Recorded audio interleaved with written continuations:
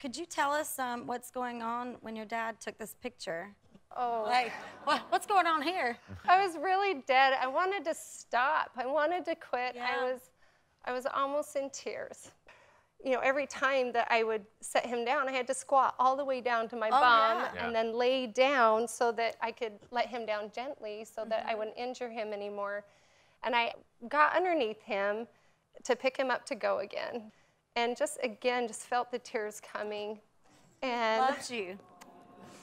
And I said a little prayer at that point because the weight was hurting my neck. I had a really bad headache. My legs just felt like they were going to crumble at any moment.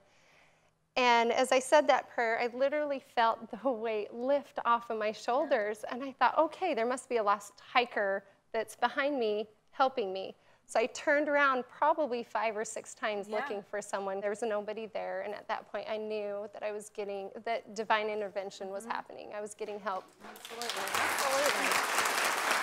And mind you, this is a stranger's dog. This isn't even your dog. This is a dog you found, and you're going through this wild experience. How did you find the owners of this dog? What was that process? We did have some people up on the trail that had told the people that found him that there was a note at the bottom of the trail, and we called the owners, and their first question was, is he dead?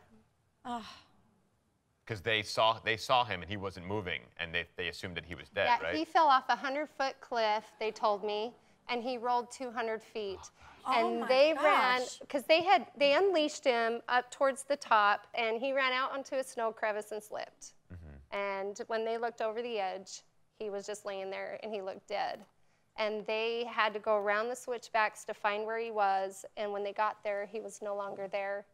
So they assumed maybe he crawled under a bush and died.